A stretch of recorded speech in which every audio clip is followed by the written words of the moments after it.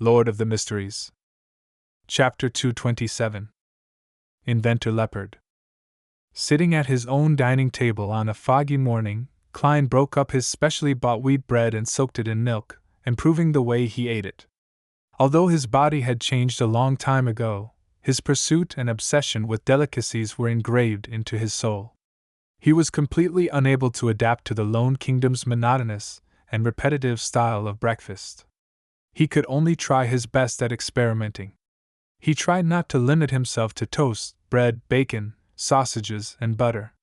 He tried hard to expand the boundaries and improve the way he ate. For example, his recipes had new additions such as pork-filled pastries from the south, Potter noodles, and roasted corn pastries. Caviar from the FACELESS Empire isn't bad either, but it's too expensive. It's only suitable for formal meals. Klein scooped up a small piece of wheat bread he had softened and put it in his mouth. Just by chewing it a little, he could feel the intertwining flavors of milk with the fragrance of wheat. The aftertaste of the bread was even sweeter. After breakfast, Klein put down his cutlery, but he was in no hurry to tidy up the table. He picked up the newspapers and began to read. "I'll do a divination in a while. If there's nothing else to do, I'll pay Mr. Leppard a visit at St. George Borough's 3rd Street and see if his new transportation vehicle is worth investing in. Backland is really big. Every borough is almost the size of Tingen City. The East Borough is especially ridiculous. It's at least twice as large. The easiest and most economical way to travel is to walk, followed by the steam metro, before walking again. It's just quite a waste of time." Klein's mind wandered aimlessly. Backland's public horse carriage system was rather similar to Tingen's. The price was about the same, but the only problem was that most of them were confined to a single borough. If one wanted to go from Sherwood to St. George, a few transfers were needed and that would naturally raise the price. Such a situation made the prospects for a new transportation vehicle very alluring. Knock! Knock! Knock! At that moment, knocks on the door sounded. It was as loud as the pounding of a hammer. "Who is it? Don't they know how to ring the doorbell?" He muttered a few words, straightened his collar, walked to the door, and pulled it open. In front of him was a familiar face. It was the Highlander man who had chased Ian at the steam metro. His skin was dark, his eye sockets recessed, and he was lean and hearty man. According to Klein's mediumship results, the man's name was Massault, an executioner of the Zmanger gang who was almost equal to the boss. "Excuse me, who are you looking for? Do you have a commission to entrust with me?" Klein deliberately acted somewhat confused. Massault was wearing a black coat and a pompous silk hat, but he didn't look anything like a gentleman at all. He coldly sized Klein up, then he asked in Lone, with a thick Highlander accent, "Are you Detective Sherlock Moriarty?" "Yes," Klein replied short and sweet. Massault nodded his head stiffly. "I want to hire you to find someone. We can talk about the exact situation inside." Klein prevented himself from acting odd in any way. Massault shook his head coldly. "There's no need." After saying that, his eyes suddenly became sharp. "The person I'm looking for is called Ian. Ian Wright. He has a pair of bright red eyes. Maybe 15 or 16. He likes to wear a brown, old coat and a round hat of the same color. I believe you know him." Klein let out a soft chuckle. "I don't know what you're talking about." Massault seemed to ignore Klein's denial. "He's a thief who has stolen an important item from me. If you can find him, you'll be paid at least £10. You've provided too few clues." Klein made up an excuse. £30. Massault made a new offer. Klein glanced at him and said, "No, this is against my principle of confidentiality." £50. Massault replied coldly, "I'm sorry, I cannot accept the mission." Klein was startled for 2 seconds, but in the end, he still chose to reject the request. Massault studied him slowly for a few seconds as his eyes slowly turned cold and fierce. He didn't offer a new price, nor did he politely bid farewell.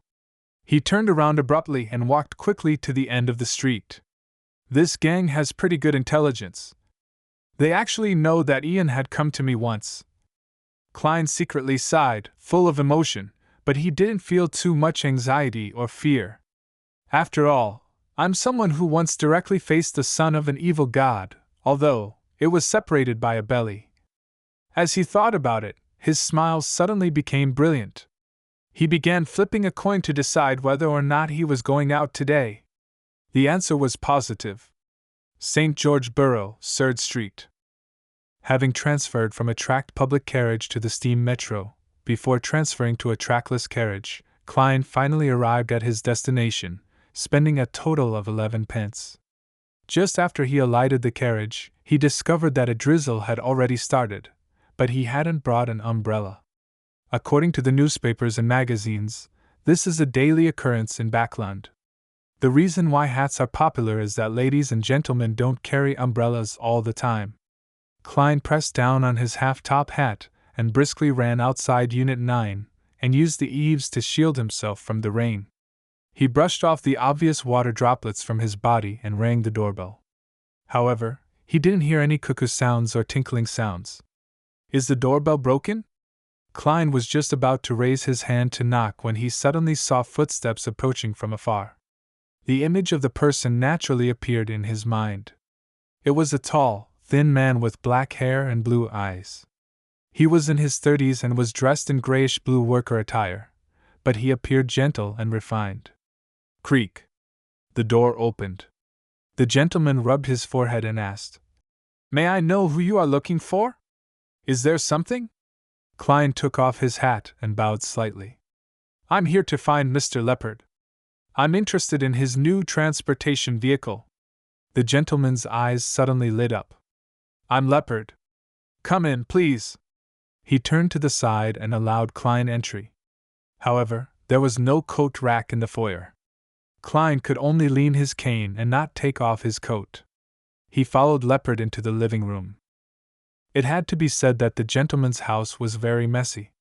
On the coffee table in the living room alone were many mechanical objects, such as wrenches, bearings, and screwdrivers. "How much do you wish to invest?" "Ah, right. Would you like some coffee or black tea?" It seems I'm out of black tea," Leppard blurted out. This gentleman is a bit straightforward, and doesn't seem to be very good at interpersonal relationships. A thought flashed through Klein's mind, and he changed the words he planned on saying. He went straight to the point. "I've to see your new transportation vehicle before I make a decision. I can't make any promises without understanding anything." As he spoke, he looked around and saw a triangular sacred emblem hanging on the wall.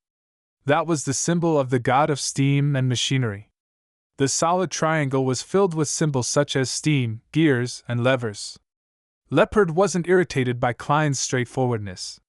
He immediately said, "I'll show you." As soon as he said that, he slapped his head. "I almost forgot, we have to sign a non-disclosure agreement to ensure that you don't steal my invention." "Mr. Leppard, you don't have a very good memory either." Klein smiled and said, "That wouldn't be an issue."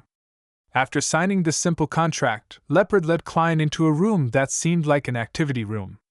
He had knocked through the neighboring guest room and basement, making it much wider and spacious. The ground was littered with components, and a rough object, that was half the height of a man, that resembled a carriage stood in the center. In addition to that, the line of the doorbell was connected there and was cleverly constructed. As long as someone pulled the rope, a steel ball would pop out from the mechanism, allowing it to roll along a special track before colliding with the object in the center to produce a clanging sound. The sound certainly wasn't too loud, but it was enough to rouse Leppard, who was engrossed in machinery. "Is that the new form of transportation you invented?" Klein pointed to the crude object in the middle of the room. "Yes, I invented it based on Emperor Rosel's imagination," he replied with a fervent look in his eyes. "Emperor Rosel's imagination?" Klein asked in surprise. Leppard explained in a tone of adoration. "Emperor Rosel left behind a number of manuscripts in which he drew his vision of the machines of the future. He was an outstanding genius, no, a master. Many things have already been turned into reality." "Heh, This manuscript is kept in the Church of the God of Steam and Machinery. There's no way for non-pious believers to borrow them. Emperor, are you still leaving no stones unturned for others? Klein's mouth twitched, almost unable to maintain his smile. Describe it in detail. He changed the subject. Leppard led Klein to the crude metallic object and opened the door. This is a transportation tool that doesn't need a horse.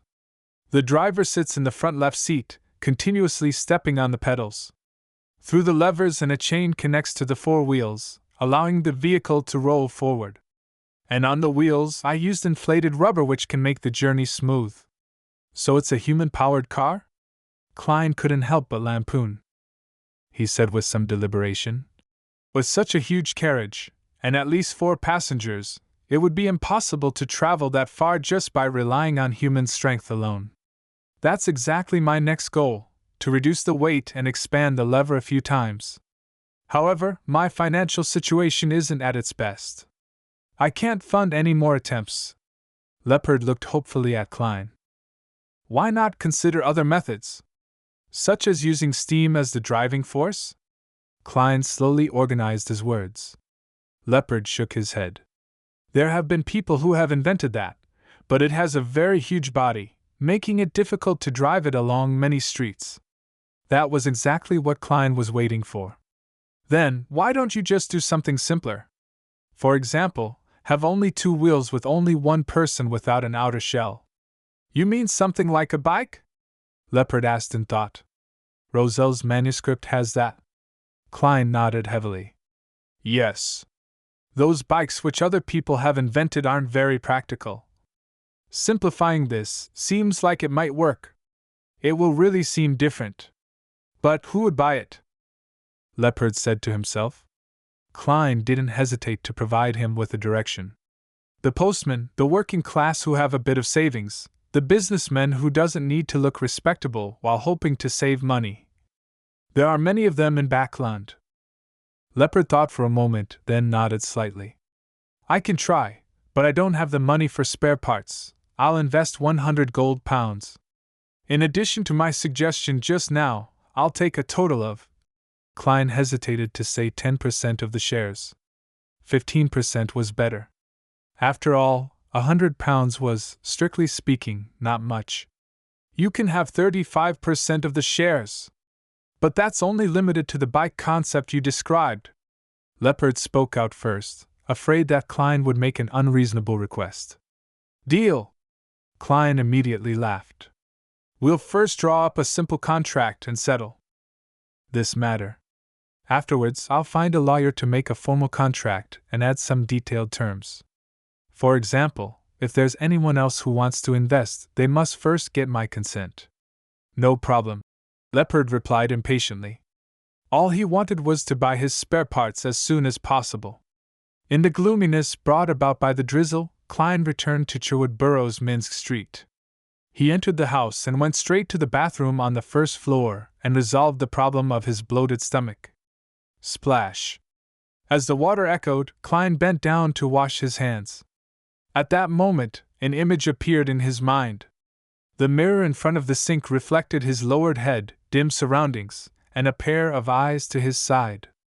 A pair of eyes!